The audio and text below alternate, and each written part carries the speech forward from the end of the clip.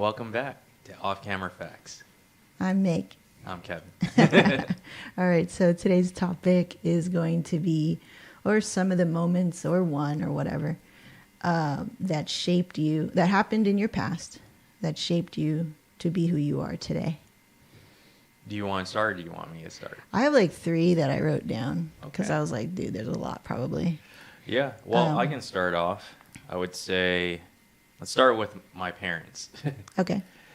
They're both business owners. Uh-huh. They worked together, actually, early on in my life. Uh-huh. So they owned a manufacturing business, making clothes, basically almost like a sweatshop, wouldn't you say? I don't know. It's up to you. I don't know. You can cut that out. Okay. Well, they own a manufacturing business making clothes, Yeah. and I basically grew up in their business. Right.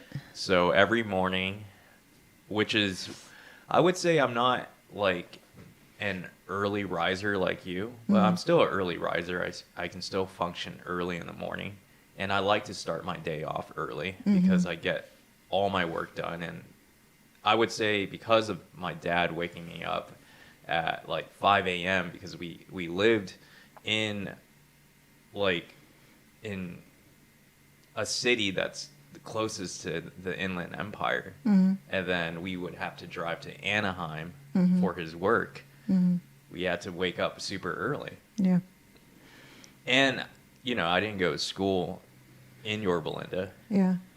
They had to drive me to school in Anaheim that's convenient for them, that's closer to their work. So waking up early, yeah, that definitely influenced me. And aside from that, seeing how they work and seeing how hard my dad worked, driving to LA and back from his shop from Anaheim to LA, like 3 trips per day, almost every day, I would say. Yeah. And you could just imagine LA traffic now. LA traffic has always been there. Yeah. And just going through that. And sometimes, like, on my day off, which, I'm always, like, happy that I don't need to go to school. Any kid would be, right? But you're still going. And though. then you're working with your dad. Yeah. Like, my dad will, like, say, hey, hop on the van. We're going to go L.A. You're like, dang it. And I'm Did you like, feel? dang it. Oh, okay. So you didn't get to watch your Saturday morning cartoons? Nothing. That's Really? why. Is that why you're not into TV and Yeah, pop culture and stuff? Yeah, so I'm not really into watching TV. I'm always wanting to put my energy outdoors. I'm always wanting to go out. Yeah, it has to be really good for you to watch. Yeah. Yeah, yeah, It has to right. be like great storytelling. I mean, I think that's true now anyway. But like back in the day, you would watch whatever, right? And now, but that explains a lot. Yeah. So, yeah, like following him everywhere. Yeah. And that's why I became very street smart as well as Right. today, is Yeah. because of him. Back in the day, we didn't have cell phones. We didn't rely on like MapQuest just yet.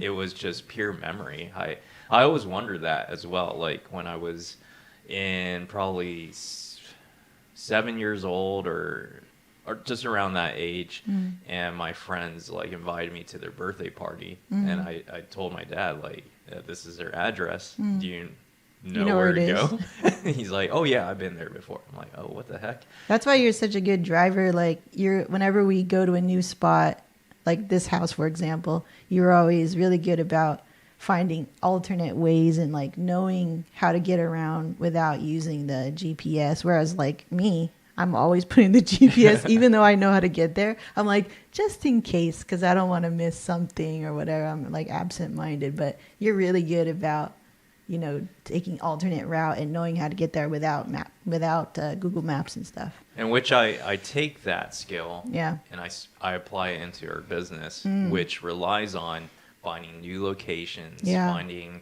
Secret spots. adapting to situations. Yeah. Like when things don't go well as planned from the timeline, I'm able to adapt and make something, like happen. Yeah. Yeah, let's get things done, basically. Would you say since you saw your mom and dad work so hard, since you were very young, and probably you didn't see them, would you say you saw them do anything else other than work? They just worked. Yeah, right. And Like- also, my dad wasn't like he never took a vacation. Right. Yeah, He's until taking now. he's taking vacations now, but does that my question would be, does that contribute to how your attitude is about working? Pretty much, I would say is, just seeing it in him. Yeah, you work hard, you play hard, and I always stand by that. Did he play hard?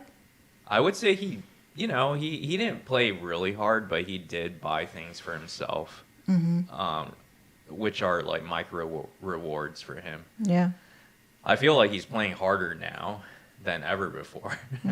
Yeah. But however much he wants to balance that lifestyle for him, but how I see it is, yeah, you still worked hard and you're playing hard, and I'm doing it in micro steps throughout our life, and just not pouring all that play hard when we retire. I'd rather play hard when I have the body to play hard. Yeah. How are you now that you've seen that? And obviously we always try to kind of do better than the last generation. How are you improving on it? Did you So- see some gaps? Like, you're like, oh, I would have done that better. Oh yeah, for sure. Like when we first dated, we were going everywhere. Like, let's experience this when we're younger. Like, we have the energy. Let's travel. Let's go see the world. Yeah. And even prior to meeting you, I went on a Europe trip for a month with my cousin, and we just like went through all different parts of the country in Europe. And yeah, those are things that I wouldn't want to do now. Yeah. I mean, I can still do it now, but I'm not. you have different priority. Yeah. If Bo wants to see the world and he really wants to see it, then we'll go. But Later. I have no intentions to travel right now because I have everything here. Right. Yeah. Yeah. And nowadays, I would say the balance of work hard and play hard, I don't need to play that hard anymore. I feel just a little micro dose in the morning if I can just hop on my bike, and just be free from the computer, from cell phone, from, just social media Yeah. and traffic. Yeah. That calms me down for a good 3 hours, and I'm back and I'm more sane. Yeah. Yeah. You need a little balance Yeah, you definitely need a little balance. for sure. And everyone has, like, what's your outlet, Like, It would have been video games. yeah. I'm trying like really hard to find like a moment to play, but then it's like the moment I finish all my little chores that I need to do or make sure everything is right for Bo, I get maybe 5 minutes. And that's like not enough really to play. So now, like, hearing my story of how, your parents are going to influence you early on, how did your parents influence you to how you're working today or how you are today? That wasn't really part of what I wrote down, but that is a really good question. Mine would be kind of the, I'd say kind of the opposite in that my parents came here as immigrants and they really followed like the template of like, I would say the Asian American experience. Yours is kind of templated too. I've heard that many times over in a lot of podcasts. Not in a bad way, but just like it's a common experience for an immigrant family to work really hard, right? And to sacrifice a lot. And so what my parents and how it was different, it was like my dad came over being in the Navy, and then that's how he got his citizenship, met my mom in Guam. They started right away, and they started working for like a 9-to-5 corporate company. My mom worked for Waste Management as an accountant. My dad was a civil engineer for the city of Palmdale, or for the city, working for like local government and stuff like that. And then I was born, and then I think the whole like being sort of like rule followers, that's kind of like how my parents were at that time. And he still is. He's Definitely a rule follower, you Yeah. know, like, and he's very like almost OCD in his way of looking at the world. He's very organized. He's very structured. He's very routine. And I which think explains he's a civil engineer. I think he got that also too from the Navy. You learn a lot of like sort of like systematic things of how to do stuff, right? And I didn't think that was really a crazy, like, they didn't force that on me when I was young. But I think I got that from them, whether it's genetic or nurtured or whatever. but I used to have this like tick when I was young because I was like the only child for like 8 years. So a lot of time I have to, entertain myself and be by myself a lot of the time, and I was cool with that. Which we're similar in those ways. Similar in that way. And every time I was go on like a car ride, I would touch my tongue to the roof of my mouth. Every time we passed like a light fixture, or like a traffic light or a tree. So anything that was repetitive. So I started to build little routines, and I don't know if that's OCD or being routineful or whatever. You never told me this. I had this oral fixation, and I would do a lot of oral fixation, OCD like things with myself. Like I would touch this, or do something fidgety, and I was like, you know how I tease you about being ADHD? I was like, maybe I actually have ADHD. And that I would be really distracted and stuff like that. But I would find solace in patterns. So how that relates to how I am in business and routine is I think that really made me be well suited to the manager role. So being a manager, I think, which is like kind of like the most unseen, uncredited role. You have the technician, the manager, and the visionary. The visionary is at the front. You get all the glory. You get all the smoke. And the technician is just working, right? It's easy to kind of like identify and like do the task. But the manager is the in-between, the bridge between the technician and the vision. How do you make stuff work and change and implement and systemize, right? And so I was like, I think, because I was thinking about this question, I was like, what what influenced me to become the person I am today? I think I have a knack for observing pattern, whether that's emotional or physical or whatever. And creating systems. And creating a system, because I like routine. And if my routine, like my personal routine or the routine of doing the business or the routine of taking care of you Bo. love routine. You start seeing patterns in Bo and I'm like, what's the system? Our lifestyle.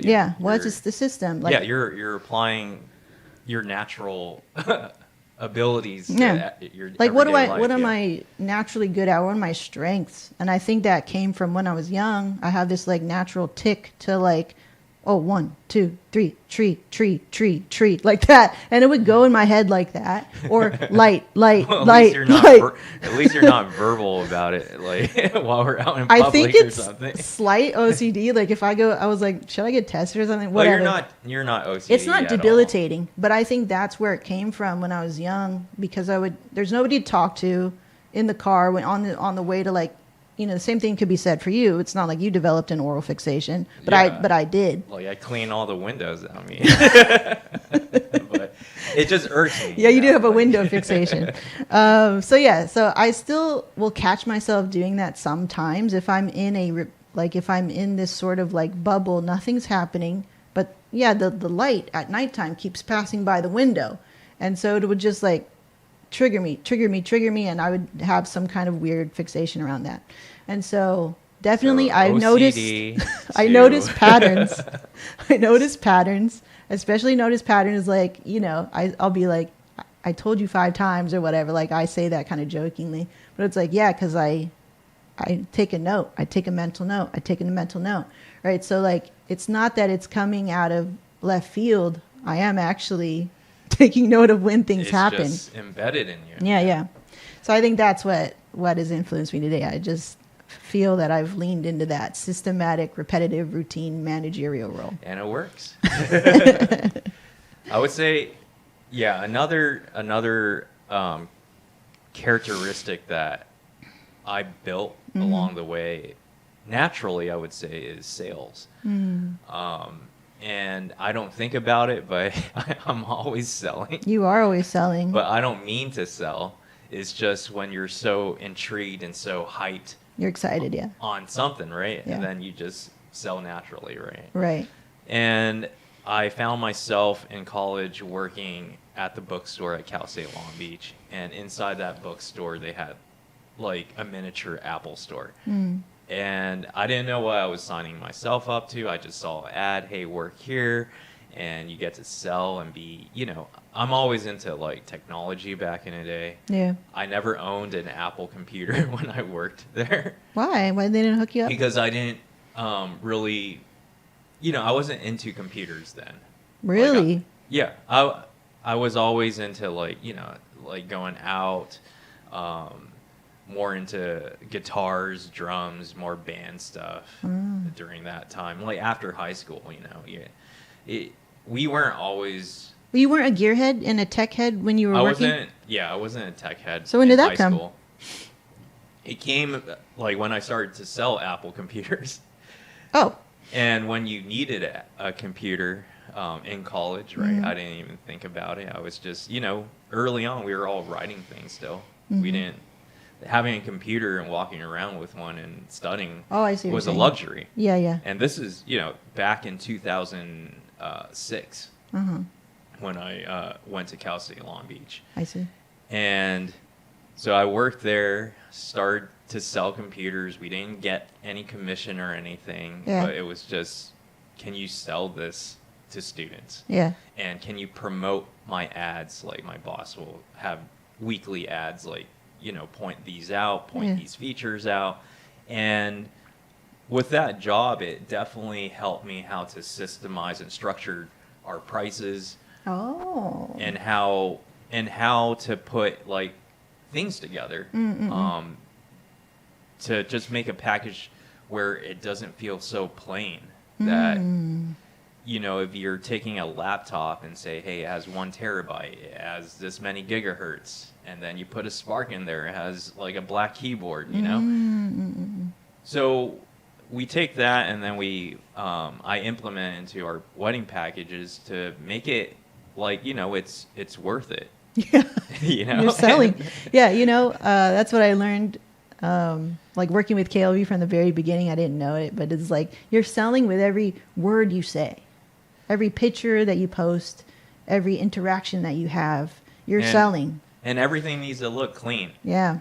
Like the packages and how we present it. Even when we first started off with PDF files as our packages, it still needed to look pretty. Yeah. Or else, and that's what I learned at the Apple store was everything needs to look pretty. Everything needs to look everything pretty. needs to look clean, right? Yes. It's simple and clean. Yeah. And we applied that to our packages. It was simple, clean. We started off with only 2 packages, or I believe, right? I don't 2 or know. 3. I don't way remember. back in the day. Yeah. I think it was 2 or 3. Yeah. And I remembered our couples early on saying, hey, you have the most easygoing package. Like, it's just easy to look at. I don't have any decision fatigue, and I just want that one, and it works for me. Cool. I didn't know that about you. And so we took those skills and just put it into our business today, and we're doing business absolutely like different nowadays because of your skills and my skills put together. Yeah. Well, still based on that, because I always check with you. Like, you're the pretty checker, right? Like, I'm not, we're actually not about that, despite it being, like, oh, you would think like the girl wants everything to be pretty, but I actually want things to just work and be logical and systematic and efficient, right? Yeah, you're like the coder, and I'm more like, let's dress up this website. You're the artist. Through and through, you're the artist, right? And if we're talking about roles. I think another one that kind of relates to that too is last time we talked about podcasting and stuff like that.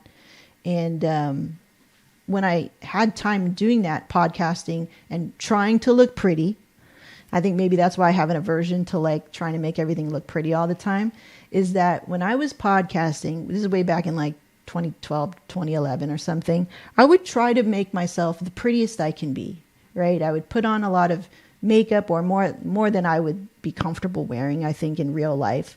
I would adjust every little thing in the room. I would try to like do this set, get the best camera, best. And what happened is like, yeah, maybe I looked my prettiest or something like that. And what it ended up doing is like attracting sort of like the wrong people who were attracted to that pretty shell and not really attracted to my character or what I was actually saying. And after I was done with like the podcasting world, a lot of the people who had connected with me or who were interested in me, they were really only interested in this exterior thing, and it made me feel so Which- hollow, shallow, yucky, ugly, because I'm like, oh, you guys actually really don't give a shit about me, you know. You really actually don't care about me, and it's already hard for me to make friends, and that was a lot of the And that's time. still true till today. Still for to today. most content creators. And now that I'm old, like I'm really actually not making many friends. But like back in the day, I was trying to find community, right? And so after I was done with my stint in podcasting, which was probably like 2, maybe 3 years, at the end I had this bitter taste in my mouth. I think the last event I attended was like some event in Chicago, and I was like, yo, I'm so over this, because I would be talking to other podcasters and they'd be looking at me, but like I could feel that they're only looking at and want to be surrounded by the prettiness, Or the big names. or like if I got a vibe that they thought I was single, I was so icky. You know what I mean? Like I actually talk about having a husband all the time, even before I was married, you know. And so it just felt so icky. And that influenced me to go, when I started to make content again, I was like, I never wanted to make content again based on being pretty. I was such a yucky, empty feeling. And when I started doing Black City. Black City Coffee, I was like, I'm putting on my hat. I'm not wearing any makeup. I might do my eyebrows. You're just being yourself. I want to be me. And if you come and you subscribe, it better be because of me and my character and what I'm showing. And it was great that I was actually not talking about myself. I was talking about coffee, which could filter that, right? And so now I think with that relating to who I am now in a KLV is like, I really come with like who we are. I'm very transparent. I'm very honest. And I have no problem doing that because I'm so confident in what I'm selling or marketing. And I don't even sell that hard. I'm just talking freely and sharing. That's how I see it. I'm sharing. And it helps that, you know, our team is all family. Yeah, I'm just sharing what you guys do on a day-to-day basis. Like nothing is faked, honestly. And so I just share it. And I'm like, you want it or not? Basically, that's how my vibe is. And they're like, oh, cool. Okay, good. Yes, no. That's all I want. Right. So that kind of relates to now, like I'm now knowing that I don't need validation from others. I don't need validation for the public. When I put out stuff in the public for the public to see, like a vlog or a reel or whatever like that, if it's related to us and like it's being personal, it's because I have already accepted and validated me. Like I'm no longer searching for likes, because I did that before. It feels good when you get likes for being pretty. It feels good. And when I realized like I don't need that, I can validate and accept myself. Like as a woman in today's age of social media, I think that's really important. I think, and I don't know if that relates to a man, because likes feel good, right? Well, likes on photos feels good Yeah. because it's validation if, you know, your work kind of stands. But I'm Yeah. not talking about your work, Oh, like yeah. as an artist. Just as when they see this persona or this image of you as a person, and Well, before I I never put would feel myself out there before, Right. so I wouldn't know. I think it's different for a woman, obviously, because you'll definitely get comments like you'll maybe take too seriously. You are so beautiful. This kind of comment. You're so pretty. You take that to heart. I think for me, I was like, I never want to take in the good or the bad, because I don't need your validation. I don't need your permission. I just need to give permission to myself. And that was just a big lesson for me. Like, okay, I must make this difference between the public's validation and my own validation. I have to make this difference. It's nice. It's cool. Cool. It gives me a thumbs up. It gives me a green light. Say if I'm marketing something, right? It gives me the green light. But I should know deep down in my soul that I don't need that public validation. And I think sometimes, especially if you're young, you can confuse that. Oh, yeah. You know? And I mean, when you're young and social media is still a brand new thing, we didn't know the long-term effects of it. We're in it. We're in the experiment. Yeah, I mean, we're no longer in an experiment because, you know, we've seen so many things and what happened to Gen Z. Well, we're still not out of it, I think. Like, we still got a couple more years to be like, maybe when social media, I feel like it's phasing out. It's getting a little boring. yeah. Yeah, those are some of our characteristics that shaped us today. Thanks for Thanks for sharing. chiming in. Yeah. We'll see you next time. Okay, bye.